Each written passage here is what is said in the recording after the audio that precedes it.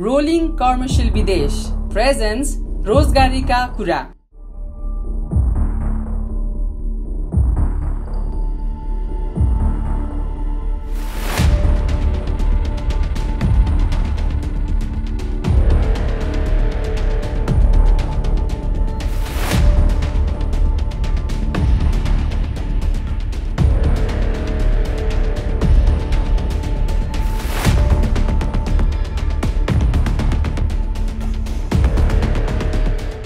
नमस्कार, कार्यक्रम रोजगारीका कुरामा यहाँहरूलाई स्वागत छ। म सरोज दाहाल। कार्यक्रम रोजगारीका कुरा तपाईले अर्थरोजगार.com, बिगुलन्युज.com सँगसँगै रेडियोमा रेडियो नेसन 103.9 मेगाहर्ज, रेडियो पर्यावरण 104.2 मेगाहर्ज र अनलाइन रेडियो हिमालय रेडियो मार्फत हामीलाई विश्वभर एकसाथ सुन्न सक्नुहुनेछ। सँगसँगै टेलिभिजनमा हामीलाई काठमाडौँ टेलिभिजनबाट एकसाथ पढ्न, हेर्न र सुन्न सक्नुहुनेछ। आदरणीय दर्शक एवं श्रोता महानुभावहरू, कार्यक्रम रोजगारीका कुराको प्रायोजक रहेको छ रोलिङ कर्मशील विदेश। यो एउटा मोबाइल एप हो जुन वैदेशिक रोजगारमा गएका युवाहरूलाई लक्षित गरी बनाइएको मोबाइल एप हो। विशेष गरी विदेश जानुभन्दा अगाडि गर्नुपर्ने तयारी के हुन्, विदेश गइसके पछाडि ध्यान दिनुपर्ने कुराहरू के हुन्, विदेशमा गए पछाडि म्यान पावरले भने जस्तो तलब पाइयो कि पाइएन, कम्पनीले आफूसँग गरेको कन्ट्र्याक्ट अनुसारको सेवा सुविधा छन् कि छैनन्, केही समस्या परेका छन् भने तपाईँले आजै आफ्नो मोबाइलमा यो रोलिङ कर्मशील विदेश नामक मोबाइल एप डाउनलोड गरेर आफ्ना गुनासाहरू दर्ज गर्न सक्नुहुनेछ।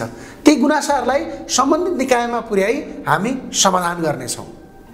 र तपाईहरू वैदेशिक रोजगारमा हुनुहुन्छ र विदेशबाट फर्केर नेपालमा केही उद्योग, कल कारखाना, धन्दा अथवा व्यवसाय गर्ने सोच बनाउँदै हुनुहुन्छ भने पनि रोलिङ कर्मशील विदेशले तपाईहरूलाई मद्दत गर्नेछ। कहाँबाट कर्जा लिने, कस्तो काम गर्दा फाइदा छ अथवा कन्सल्ट्यान्टको काम पनि रोलिङ कर्मशील विदेशले 24 घण्टा 7 दिन तपाईहरूको साथमै रहेर गर्नेछ। तपाईहरूले गुनासो टिपाउँदा कसरी गर्ने होला, तपाईँका गुनासाहरू कति चाहिँ गोप्य हुन्छन् होला भन्ने शङ्का छ भने त्यसमा शङ्का नमान्नु होला, किनभने ती अति गोप्य राखिनेछ। अब लागौँ आजको कार्यक्रमको फर्म्याटतर्फ। आजको कार्यक्रममा हामीले दुईटा विषयको उठान गरेका छौँ।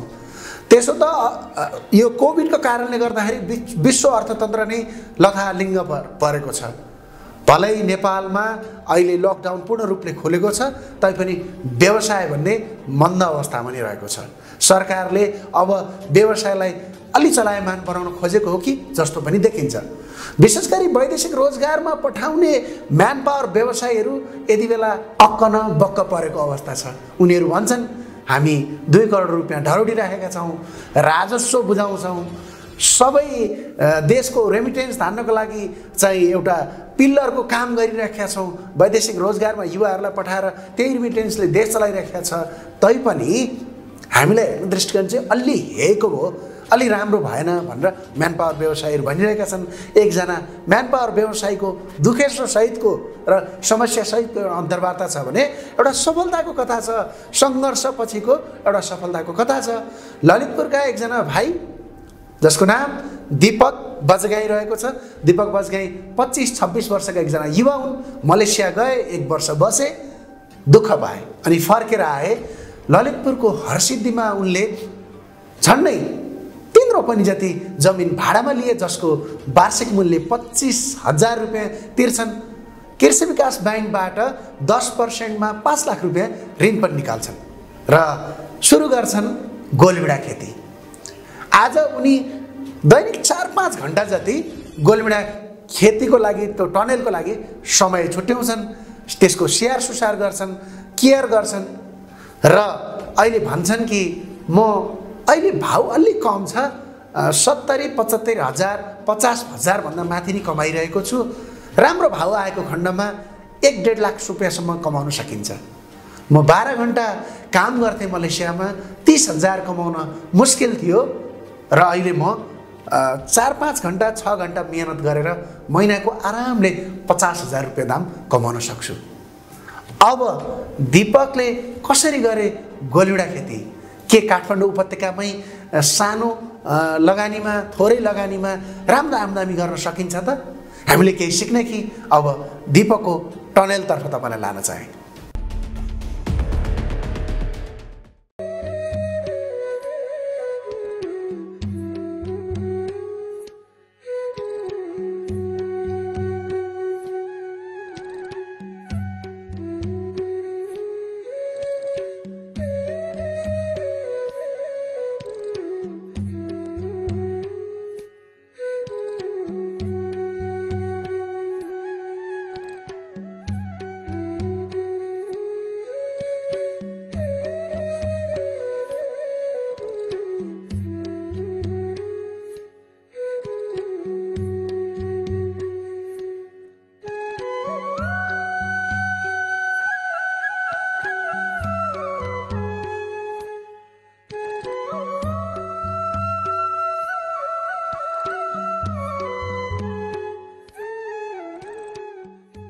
नमस्ते, मेरो नाम दीपक बजगाई हो। मेरो घर चाहिँ यही ललितपुर जिल्ला बागमती गाउँपालिका वडा नम्बर 4 प्युटार हो। म चाहिँ यो 1 वर्ष यतादेखि चाहिँ यहाँ हरिसिद्धीमा चाहिँ टमाटर खेती गरिरहेको छु र म पहिला पनि विदेश गएर चाहिँ आएको 2070 सालमा विदेश गएर 1 वर्ष बसेर अनि आए पछाडि म घरतिरै बस्थेँ र भूकम्प पछाडि चाहिँ अब घरहरू सबै भत्के पछाडि अब के गर्ने कसो गर्ने भएर विदेशमा पनि राम्रो भएन। म 1 वर्ष बसेँ अनि त्यहाँबाट फर्केर आएपछि चाहिँ अब केही गर्नुपर्छ कि भनेर चाहिँ यहाँ टमाटर खेती गरौँ भनेर 1 वर्षदेखि यहाँ बसिरहेको छु। राम्रै भइरहेछ। यो म यहाँ मङ्सिरदेखि आएको थिएँ र यहाँ टनेलाहरू पनि मैले आफैले नयाँ ल्याएर चाहिँ नयाँ बनाएको छु र पहिलो वर्ष गरिहेरेको छु मैले, किनभने योभन्दा अगाडि मलाई थाहा थिएन र यहाँ चाहिँ केही जानकारी पनि थिएन। यहाँ सोध्दै गर्दै चाहिँ यहाँसम्म आइसक्यो। जोस राम्रै भइरहेछ, फलेछ राम्रैसँग। अहिले अब कति रोपनीमा लागिया छ, कतिवटा टनेल छ, कति लगानी गर्नु पर्यो, अलिकति सुरुदेखिको सङ्घर्ष अलिकति बताउनु। यो चाहिँ लगानी मेरो लगभग 5 लाख रुपियाँ भेटेको छ र मैले यो लोन लिएको बैङ्कबाट। तपाईँको यो चाहिँ 3 रोपनीमा गरिरहेको छु।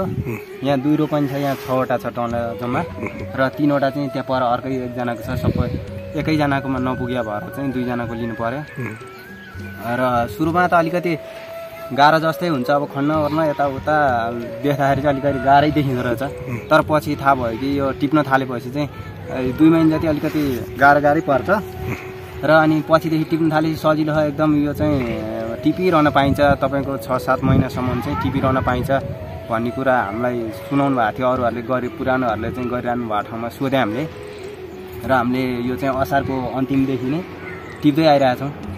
लगभग यो चाहिँ तपाईँको मैले आउँदाखेरि पनि अरूले माघसम्म टिपिरहेको देखेको थिएँ मैले। त्यो कारणले हाम्रो चाहिँ लगभग असारदेखि माघ फागुनसम्म चाहिँ हाम्रो रहँदो रहेछ, टिपिरहन पाइन्छ। के जातको गोलबेडा हो यो? यो चाहिँ सम्झनाको जातको हो। बिउ कहाँबाट ल्याउनु भयो, कति मर्दो रहेछ, कति बाँच्दो रहेछ, यसलाई कस्तो मौसम अथवा कस्तो वातावरण चाहिने छ, के रहेछ, के अनुभव छ? यो चाहिँ हामीले यो बुढाथोकी भन्ने एउटा कम्पनी छ, त्यसबाट लिएका हौँ हामीले चाहिँ। यो चाहिँ हामीले सुरुमा बिउ राख्दा पनि हामीले सोधेर, धेरैजनालाई सोधेर, सबैले अब 2-4 जनालाई सोध्यौँ, हामीले गर्ने मान्छेहरूलाई सोध्यौँ, औषधि पसलेहरूलाई, बिउ पसलेहरूलाई पनि सोध्यौँ। त्यही बमोजिम हामीलाई अरू ज्ञान थिएन, हामीले कुनै ट्रेनिङ तालिम के पनि लिएका छैनौँ। त्यो भएर हामीले सबैलाई सोध्दै गर्दाखेरि चाहिँ हामीले चाहिँ ट्रे भन्ने हुँदो रहेछ, त्यो ट्रे भन्नेमा चाहिँ राख्यौँ हामीले। अरूले जमिनमा राख्दा रहेछन् र जमिनमा केही रोगहरू पनि लाग्छ, ट्रेमा राम्रो हुन्छ भन्दा चाहिँ हामीले ट्रेमा राख्यौँ। हामीले चाहिँ लगभग तपाईँको 95% बोट उमार्यौँ हामीले ट्रेमा चाहिँ। र अरूले पनि पुरानाहरूले पनि यति हामीले उमारे छैनौँ, तिमीहरूले यति उमार्दो रहेछौ भन्नुभयो।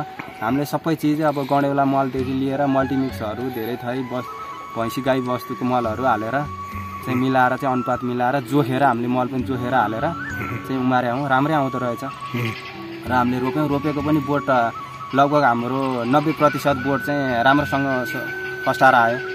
अनि 1-2वटा बोट त अब मर्दो रहेछ, त्यो केही छैन। सबै अब कोही मर्छ कोही आउँछ होइन, त्यसै ठिक छ। यो राम्रैसँग आइरहेको छ अहिलेसम्म चाहिँ। तपाईँ सुरुमा एकचोटि विदेश पनि गएको भन्नुभयो, पछि पनि जान इच्छा राख्नु भएको थियो, विदेश जाने मन चटक्कै मारेर यो दुःख गर्ने यो मेहनत गर्ने आँट जो सपना कसरी देख्नुभयो? यो चाहिँ मैले फेरि जाने कोसिस चाहिँ मैले गरेको थिएँ। म 2-4 वर्ष चाहिँ कोसिस गरेँ पनि अनि त्यहाँबाट मैले यसो सोचेँ अब यो उता गएर पनि पहिला पनि भएन राम्रोसँग। अब त्यो कारणले फेरि पनि के हो कसो हो आफ्नै देशमा गर्नु पाएदेखि घर परिवार यताउता पनि गाह्रो साङ्ग्रो हेर्न सकिन्छ। टाढा भयो उहाँ कहाँ कहाँ पुग्नुपर्छ होइन। अब घरको अवस्था नै राम्रो छैन। अब गाह्रो साह्रो अलिअलि काम भएको बेलामा यहाँ कसैले यसो 1-2 दिन अर्कैलाई राखेर पनि जान सक्यो, घरमा पुग्न सक्यो, फुत्त गएर आउन सक्यो होइन। बिहान गयो बेलुका फर्केर आउन सकिन्छ। र उहाँ कमाउने पैसा पनि यहाँ कमाइदो रहेछ। किनभने अरूले पनि यति कमाए यति हुँदो रहेछ भन्ने हिसाब किताब पनि देखाए हामीलाई चाहिँ होइन। यो उहाँ जानुभन्दा यहीँ गर्दाखेरि चाहिँ तपाईँको के हुन्छ भन्दाखेरि उहाँ कमाउने पैसा यहीँ कमाइदो रहेछ। उहाँ गएर पनि तपाईँको लेबर काम गर्नेहरू यताउता 20-25 हजार महिनाको बस्छ भने तपाईँको यहाँ गर्दा पनि त त्यति आउँदो रहेछ। मैले पनि अस्ति यो गए महिनामा चाहिँ लगभग मैले 70-75 हजार चाहिँ यो साउन महिनाको मैले पैसा लिइसकेँ। र यति लिँदाखेरि मैले यो सुरुमा गरिहेरेको किनभने थोरैमा लगानी गरेँ मैले, धेरै लगानी गर्ने अब पनि थिएन, पैसा पनि थिएन। अब थोरैमा गरिहेरौँ नहुन्छ हुँदैन त्यो पनि थाहा थिएन मलाई। र अहिले यति गरिराखौँ अनि अब भयो भने पछि अझ बढी बढाएर गर्छु भन्ने सोच राखेँ। तर राम्रै भयो, म गर्छु पनि थपेर पनि गर्छु। अब आगामी योजना चाहिँ के छ? तपाईँले थपेर पनि गर्ने योजना बनाउनु भयो होइन। 5 लाखको लगानी गर्नुभयो, ब्याङ्कबाट लोन लिनु भएको छ, लोन कति तिर्नुभयो, अब कति तिर्न बाँकी छ त्यो आफ्नै ठाउँमा होला। तपाईँको आगामी योजना चाहिँ के छ? अब कति गर्ने अथवा गोलबिडा बाहेक अरू पनि केही गर्ने योजना छ कि गोलबिडालाई नै यसलाई बढाएर लाने छ? अब यसको चाहिँ के हुँदो रहेछ भने गोलबिडा मात्रै गर्नुपर्ने जस्तो देखेँ मैले। किनभने तपाईँको यहाँ हुन त यहाँभित्र अरू तरकारीहरू पनि हुन्छ, यहाँ सागहरू हुन्छ, धनियाँ हुन्छ, बन्दा काउली अरू तरकारीहरू पनि प्रशस्त यहाँभित्र लाउनु मिल्दो रहेछ। मैले अस्ति नै लगाएर अलिकति बेचे पनि अब फेरि यहाँ झारहरू उखेलेर फेरि पनि लगाउँछु। अब यसबाट नि हुन्छ। यो गोलबिडा किनभने गोलबिडालाई चाहिँ तपाईँको हेरचाह गरिरहनुपर्छ, बेला बेला औषधि हालिरहनुपर्छ, 1 दिन बिराएर टिप्नुपर्छ। त्यस कारणले बाहिर अरू काम गर्नु त मिल्दो रहेछ। गोलबिडाको जोखिम चाहिँ के रहेछ? मतलब गोलबिडामा सबभन्दा रिस्क फ्याक्टर के रहेछ गोलबिडा खेती गर्दाखेरि? रिस्क फ्याक्टर चाहिँ के छ भन्दाखेरि तपाईँको यो रोग लाग्दो रहेछ होइन। रोग लाग्दाखेरि चाहिँ तपाईँको 2 दिन जति ढिला भयो भने अलि गाह्रै पर्दछ, धेरै नै डढुवा लाग्छ यसको। डढुवा लाग्छ। यो डढुवा लाग्दाखेरि चाहिँ तपाईँको बोट डढेर मर्ने सम्भावना हुँदो रहेछ। तपाईँको समय मिलाएर चाहिँ 2-4 दिन अब 1 हप्तासम्ममा तपाईँको यो औषधि हालिरहनु पर्छ। किराको हाल्नुपर्छ, डढुवाको हाल्नुपर्छ, अनि यसलाई चाहिँ तपाईँको ढुसीको औषधि भन्छ त्यो हाल्नुपर्छ अवस्था हेरी हेरी। तपाईँको अब यो यस्तो रोग लाग्यो भनेपछि अनि अब हामी चाहिँ के गर्छौँ भने यस्तो रोग लागेपछि यस्तो नमुना देखियो हामी फोटो खिचेर लगेर चाहिँ औषधि पसलमा चाहिँ त्यो एग्रोभेटमा चाहिँ गएर चाहिँ हामी ल यस्तो रोग देखियो भनेपछि उहाँहरूले औषधि यो हाल्नु भन्नुहुन्छ, यति मात्रामा हाल्नु भन्नुहुन्छ र हामी त्यो औषधि ल्याएर हालेपछि चाहिँ सुधार आउँछ। अनि यसको गोलबिडाको बजार कस्तो रहेछ? यो बजार चाहिँ यसपालि चाहिँ अलिकति कम भाउ कम आएको कारणले चाहिँ अलिकति थोरै रेट अलिक थोरै छ। पोहोरको हिसाबले चाहिँ अलिक कम आएको छ। जो जान चाहिँ हामीले राम्रैसँग गइरहेको छ। बजारलाई दुःख छैन, उत्पादन गरेको चाहिँ छैन। तपाईँ यो गोलबिडा कहाँ लगेर बेच्नुहुन्छ कि तपाईँलाई यहीँ लिन आउँछन् कि के गर्नुहुन्छ? यो लिन आउनुहुन्छ, एकजना दाइ हुनुहुन्छ अब उहाँ लिन आउनुहुन्छ। यो पहिलोचोटि भएर यसको बजारको बारेमा हामीलाई थाहा छैन। अब उहाँले चाहिँ लिएर जानुहुन्छ, उहाँले कालीमाटीको रेटमा दिनुहुन्छ हामीलाई, उहाँले बिलै सुत्दा र हामीले यो रेट पनि थाहा हुन्छ हामीलाई। मोबाइलबाट चाहिँ हामी रेट हेर्न मिल्दो रहेछ। ओके। यो आफैले रेट हेरेर चाहिँ हामीलाई चाहिँ यसमा चाहिँ तलमाथि हुँदैन रेटमा, किनभने हामी थाहा भएन अब उसले लगाएर कतिमा बेच्छन् के गर्छन् भन्ने कुरो चाहिँ चिन्ता लिनु परेन। किनभने हामी आजको रेट चाहिँ भोलि बिहान हामीले आज पठाएको चाहिँ भोलि बिहानको रेट हुन्छ र भोलि बिहानको हामी रेट सुन्छौँ र हामी कापीमा चाहिँ एउटा नोट बनाएर टिपेर राख्छौँ। तपाईँ 21-22 वर्षको एउटा युवा होइन, अब देशमै म केही गर्छु, कृषिमै केही गर्छु, अहिले दैनिक हजारौँ युवाहरू वैदेशिक रोजगारमा गइरहेका छन् होइन। म देशमै केही गर्न सक्छु भन्ने एउटा आँट अठोट र विश्वास लिएर यहीँबाट लोन लिएर होइन काम गरिराख्नु भएको छ, दिन रात पसिना काटेर काम गरिराख्नु भएको छ। वैदेशिक रोजगारमा जाने युवाहरूलाई के भन्न चाहनुहुन्छ? उहाँहरूलाई चाहिँ के भन्छु भने म पनि एकचोटि गएर दुःख पाएर आएको हो। तपाईँहरूले पनि अब यस्तै केही चाहिँ सरकारबाट अहिले चाहिँ अब हरेक सुविधाहरू कृषिमा दिइरहेको छ। तर मैले यसपालि लिएको छैन, किनभने यो फर्म दर्ता मैले गरेको पनि छैन। अब चाहिँ अर्को सालदेखि चाहिँ म फर्म दर्ता गरेर गर्छु र यसमा चाहिँ तपाईँको हरेक किसिमका कृषि औजारहरूदेखि टँडेलाहरू यसपालि मैले नाम पनि लेखाएको छु आउँछ भन्नुभएको छ आगोलाई चाहिँ टँडेला प्लास्टिक सास्टिक औषधिहरू केही आउँछ अरे त्यो भएर मैले नाम टिपाएको छु र तपाईँहरू चाहिँ विदेश जानुभन्दा सबैलाई कोहीलाई हुन्छ अलिअलि कमाइ हुन्छ सबैलाई हुन्छ भन्ने छैन विदेशमा धेरै दुःख उहाँ पनि दुःखै गर्ने हो अर्काको देशमा अर्काको भनाइ अर्काको खटन सुन्नुपर्छ भनाइ सुन्नुपर्छ अर्काको देशमा गाली सुन्नुपर्छ तपाईँको भनाइ जस्तो काम पनि हुँदैन कतिपय चाहिँ फर्केर नआउने अवस्था छन् त्यस्ता छन् अब त्यो कारणले गर्दाखेरि यहीँ पनि हुन्छ किनभने यसै गरी टमाटर हरेक किसिमका तरकारी सरकारीहरू लगाउनु होइन अब हरेक व्यवसायहरू छ आफ्नो ठाउँबाट होइन यसमा पनि तपाईँको शिक्षाको अब यसको लागि चाहिँ जनचेतनाको कमीले पनि हुनसक्छ र कतिपयलाई थाहा पनि नहुनसक्छ कि सरकारबाट सहयोग यताउता मिल्छ भन्ने कुरो यो मिल्छ भन्ने मलाई चाहिँ थाहा थियो मैले सुनेको पनि थियो जब म दुःख पाएर पनि आएँ होइन त्यो भएपछि मैले उहाँ पाएको दुःखले कारणले गर्दा नि म नजान खोजेँ क्या उहाँ त्यो कारणले चाहिँ अब यहीँ नै गर्छु म घरै नजिक पनि पर्छ मेरो अब नजिकै छ उहाँ कमाउने पैसा यहीँ कमाइन्छ उहाँ गएर पनि त्यही हो 2-3 लाख वर्षको 2-3 लाखभन्दा बढी त्यति कमाइँदैन लेबर काम गर्नेहरूलाई त्यस्तो सजिलो पनि छैन उहाँ गएर पनि दुःख छ होइन त्यो दुःख यहीँ गर्दाखेरि चाहिँ धेरै सजिलो हुन्छ बढी पनि कमाइन सकिन्छ तपाईँको यो टँडेलामा धेरै टँडेला हालेर खेताला लगाएर नि गर्न मिल्दो रहेछ तपाईँको 10-15वटा 15-20वटा टँडेलाहरू गर्नु भनेपछि देशमै बस्यो भने मेहनत विदेशमा जतिकै मेहनत गर्यो भने देशमै कमाउन सकिन्छ यहाँ त्यति नै गर्न सकिन्छ उहाँ पनि गएर 10-12-15 घन्टा खट्नुपर्छ यहाँ त म लगभग 5-6 घन्टाभन्दा म खट्दिनँ यसमा ल जाँदा जाँदै अन्तिममा भनिदिनुहोस् त दैनिक 5-6 घन्टा खट्नु भयो र 5 लाख रुपियाँ लगानी गरेर सुरु गर्नुभयो भने मासिक कति जति कमाइ हुँदो रहेछ न्यूनतम पनि न्यूनतम तपाईँको मासिक मैले यो 3 रोपनीबाट गरे ठाउँमा चाहिँ लगभग 50-60 हजार चाहिँ यसपालि भएको छ यो चाहिँ न्यूनतम मूल्य आएको छ टमाटरको भाउ बढेको छैन अहिले घट्दो अवस्थामा छ बढ्दा अवस्थामा भने तपाईँको यहाँ 1.5 लाखसम्म हुन्छ यसको 1.5 लाखसम्म हुन्छ 1.5 लाख हुन्छ भन्ने कुरा चाहिँ उहाँ यो तरकारी लाने मान्छेले पनि भन्नुभएको थियो अरूहरूले नि पोहोरको जति भाउ आएन सधैँ यस्तो पनि हुँदैन अरे यो किनभने हिजो चाहिँ किन घटे अहिले यो रोगको कारण अनेक कारणले गर्दाखेरि चाहिँ अलिकति समस्या आएको हो यसमा होइन बजार लिन सकेन बिक्न त बिकिरहेको छ महँगो भाउ जान सकेन तपाईँको अझै पनि अब आउने बेला पनि छ भाउ भन्नुहुन्छ होइन जे होस् यसपालि यो गरे लगानी उठ्छ र अर्को साल चाहिँ तपाईँको यसमा फाइदा बस्छ हाम्रो राम्रोसँग आदरणीय दर्शक एवं श्रोता महानुभावहरू तपाईँहरूले हेरिहाल्नुभयो अनि सुनिहाल्नुभयो सानै लगानी सानै बजेटबाट पनि ठुलो आमदामी काठमाडौँ आसपासमै बसेर पनि गर्न सकिने रहेछ आफ्ना गाउँघरका खेतीबारी हामी बाँझै राखिरहेका छौँ दीपकबाट हामीले केही सिक्नै पर्छ अब लागौँ व्यवसायतर्फ तिनै दीपक जस्तै श्रमिकहरूलाई विदेश पठाउने म्यान पावर व्यवसायीहरू यति बेला गुनासो गरिरहेका छन् हामी पनि यही राज्यका नागरिक हौँ हामी पनि यही राज्यको नियम कानुन र कायदा अनुसार नै कर तिरिरहेका छौँ अझ हामी अरू कम्पनीभन्दा फरक छौँ यस मानेमा कि हामी झन्डै 2 करोड रुपियाँ पैसा राज्यलाई डिपोजिट गरेर व्यवसाय गरिरहेका छौँ कोरोना काल छ व्यवसाय बन्द छ स्टाफको घर खर्च अथवा चाहिँ तलब दिन सकेका छैनौँ घर भाडा तिर्न सकेका छैनौँ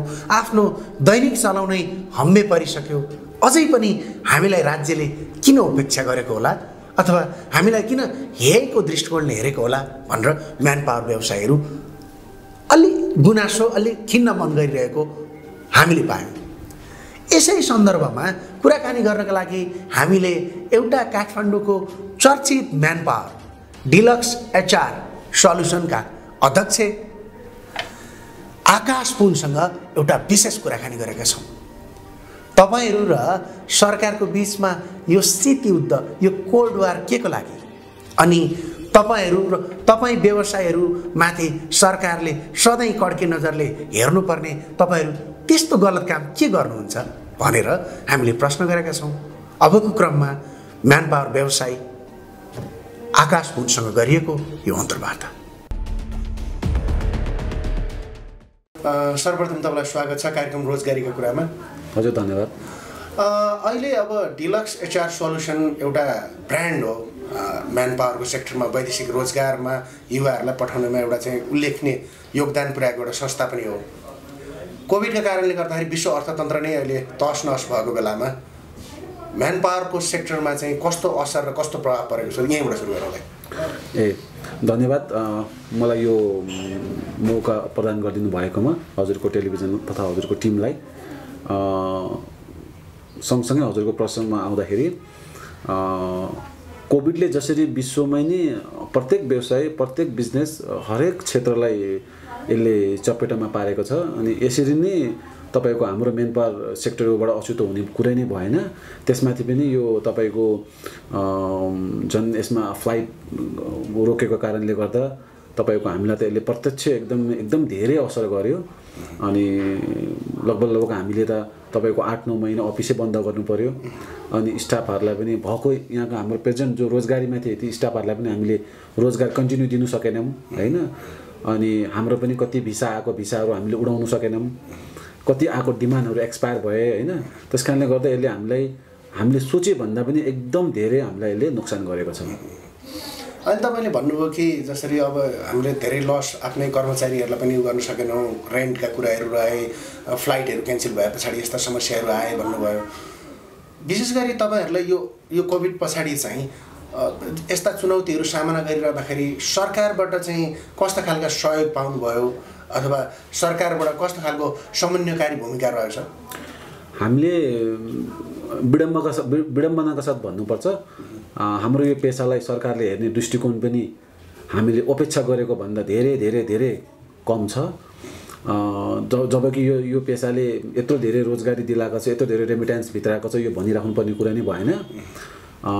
तथापि हामीले हजुरलाई पनि याद होला सरकारले तपाईको गोकर्णविष्ट मानिने गोकर्णविष्ट श्रम मन्त्री हुँदाखेरि यो 2 करोडको धरोटीको तपाईको यो सिस्टमले जुन कानुन ल्याइदिएपछि हामीले तत्कालै हामी एउटा व्यवसायीले ऋण धन गरेर दुनिया जग्गा बेचेर भएको नभएको जोडजाड पारेर हामीले जुन यो धरोटी राख्यौं त्यो धरोटी राख्नको साथसाथै यो तपाईको कोभिड आइहाल्यो, देखिहाल्यो। कोभिडले विश्वव्यापी असर गर्यो अनि त्यसमा हामी त त्यो 2 करोड राख्ने बित्तिकैबाट हामीले व्यवसाय सञ्चालन गर्न पायौं र त्यो 2 करोडको पनि ऋणको हामीलाई ब्याजको बैंकको ब्याज हैन तपाईको त्यो ऋणको हामीलाई त्यसको पनि हामीलाई भार आइपर्यो।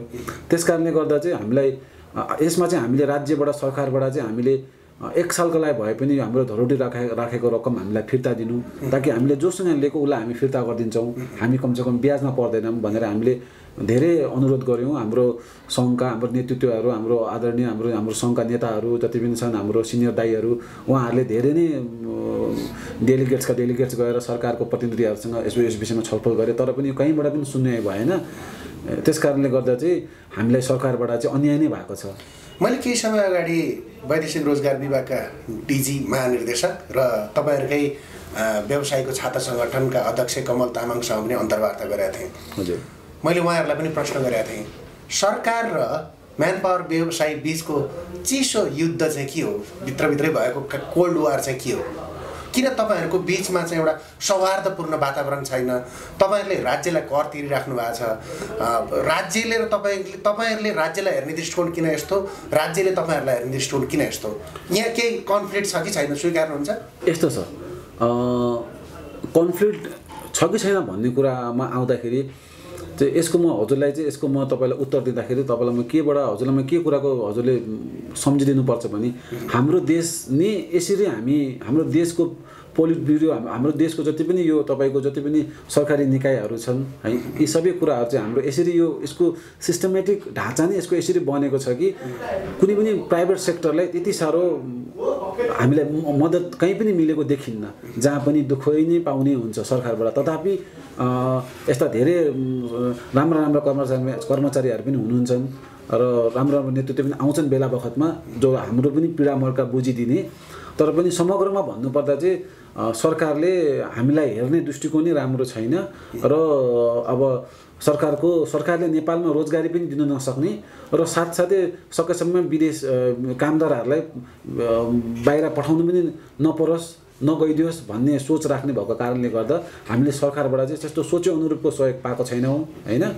अनि र साथसाथै अब सरकारको पनि जोड केमा देखिरहेछ अहिले भने G2G गरेर सकेसम्म आफै नै मान्छे विदेश पठाउने, आफूले नै केटाहरूसँग चाहिँ पैसा लिने, हामीलाई चाहिँ फेरि भिसा फ्री टिकटमा पठाउनु भन्ने र उहाँहरूले चाहिँ पैसा लिएर उडाउने। त्यसकारणले गर्दा पनि अब सरकारको पनि विदेश पठाउने, G2G मार्फत विदेश पठाउने मोह एकदम देखिँदै गएको कारणले गर्दा सरकार आफै व्यापारमा उत्रेर तपाईको अलिअलि यसमा पनि मोह देखिरहेछ। जस्तै कि तपाईको स्वयं सरकारले सम्बन्धित मुलुकको सरकारसँग टेबल टक गरेर डिलिङ गरेर त फ्री भिसा फ्री टिकट ल्याउन सकेको छैन भने जबकि तपाईकै कोरिया अथवा इजरायलको हकमा भनौँ जुन अहिले जुन पैसा रकम सरकारले तोकेको छ, यी रकम किन आयो त? के कारणले आयो त यो रकम?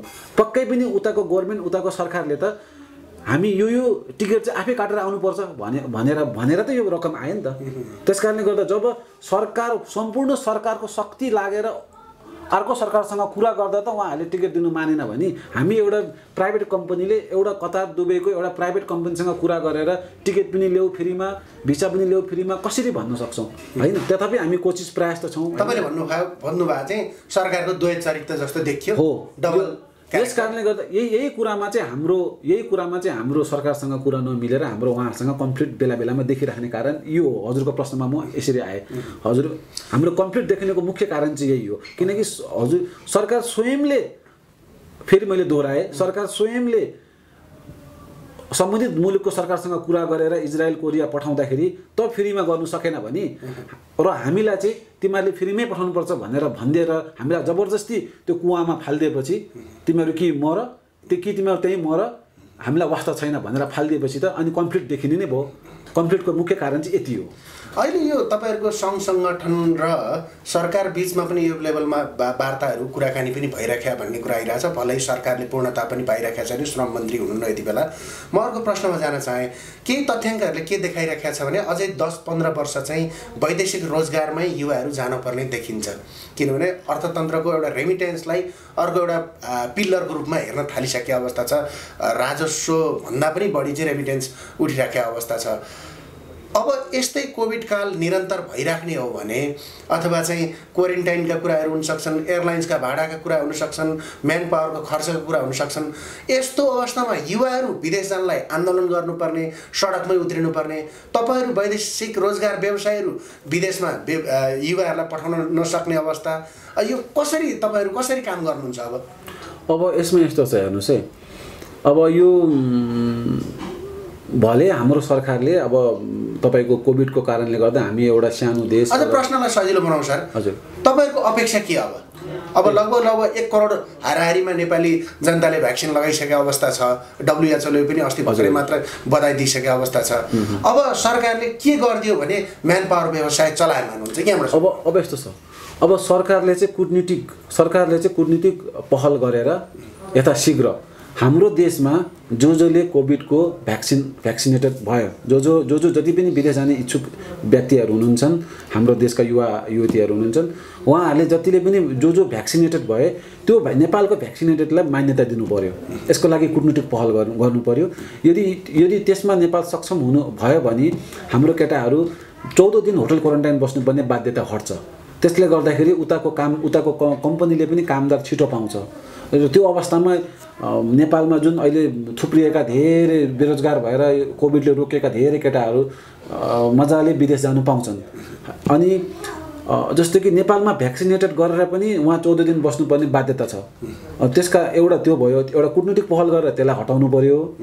र दोस्रो कुरो चाहिँ तपाईको चाहिँ जति पनि वैदेशिक रोजगारमा जाने, विदेशमा जाने भिसा भएको, श्रम भएको केटाहरूको लागि चाहिँ एउटा छुट्टै हेल्प डेस्क बनाएर तपाईको नेपालको काठमाडौँको 2-3 ठाउँमा बरु तोक दिएर छुट्टै हेल्प डेस्क बनाएर चाहिँ उहाँहरूले श्रमको कागज लिएर जाने बित्तिकै उहाँहरूलाई चाहिँ इमिडिएटली फाइजर, बाहिर विदेशी दुबई, कतार, मलेसिया विदेशीले मान्यता दिएको भ्याक्सिन तपाईको फाइजर, तपाईको मोडर्ना, जोन्सन जस्तो भ्याक्सिन जसरी पनि उपलब्ध गराएर त्यहाँ राखिदिएर र विदेश उहाँहरूको श्रम भएपछि त्यो श्रमको कागज देखाएपछि उहाँहरूलाई चाहिँ तुरन्तै उहाँहरूलाई चाहिँ पर्सि फ्लाइट छ भने आजै उहाँहरूलाई चाहिँ तपाईको भ्याक्सिन लगाइदिने र भोलिपल्टै उहाँहरूको QR कोड इस्यु गरिदिने। सरकारले यदि मात्रै व्यवस्था गरिदियो भने पनि विदेश जाने युवाहरूप्रति र विदेश जाने जति पनि ती युवाहरूले विदेश गएर जुन रेमिटेन्स पठाउँछ सरकारलाई, त्यो प्रतिहरू ती सबै युवाहरूप्रति न्याय हुन्थ्यो। हस्, अन्तिम प्रश्न, आगामी दिन अब वैदेशिक रोजगार व्यवसायी अथवा वैदेशिक रोजगारमा जाने युवाहरूको आगामी दिन कस्तो देख्नुहुन्छ तपाईँहरूले? अब व्यवसायको दृष्टिकोणले, रोजगारीका दृष्टिकोणले आगामी साउदी, कतार, मलेसिया जो हाम्रो चाहिँ प्रमुख गन्तव्य रहेको छ, ती देशहरूमा नेपाली युवाहरूको रोजगारीको सम्भावना कस्तो देख्नुहुन्छ? तपाईँहरूको व्यवसायको सम्भावना कस्तो देख्नुहुन्छ? अन्तिम प्रश्न। धन्यवाद।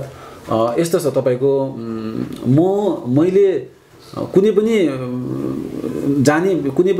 नेपाली नागरिक जसलाई विदेश जानु छ ऊ आफ्नो स्व इच्छाले जाँदैन, बाध्यताले नै जान्छ हैन। यो कुरालाई सबभन्दा पहिला हामीले बुझ्नुपर्छ। एउटा व्यवसाय भएर मैले सबभन्दा पहिले यो कुरा बुझ्नुपर्छ कि ऊ बाध्यताले गइरहेछ। त्यसबाट उसलाई मैले म्याक्सिमम कति उसको राम्रोको लागि मैले म्याक्सिमम कति गर्न सक्छु, मेरो उद्देश्य, मेरो ध्यान पहिला त्यहाँ हुनुपर्छ र मेरो तर्फबाट, एउटा व्यवसायको तर्फबाट। र अर्को कुरा एउटा कामदारको हकबाट चाहिँ के छ भने जति पनि नेपाली युवा युवतीहरू जति पनि छन् अहिले चाहिँ तपाईँको अहिले आएर चाहिँ तपाईँको धेरै राम्रो पोजिसनहरूमा जान थालेका छन्। जति पनि हामी जति एजुकेटेड हुन्छौँ, हामी जति स्किल्ड हुन्छौँ, त्यति नै स्किल्ड तपाईँको क्याटेगोरिजहरूमा हामी बाहिर गयो भने हाम्रो नेपालको पनि नाम उच्च रहन्छ।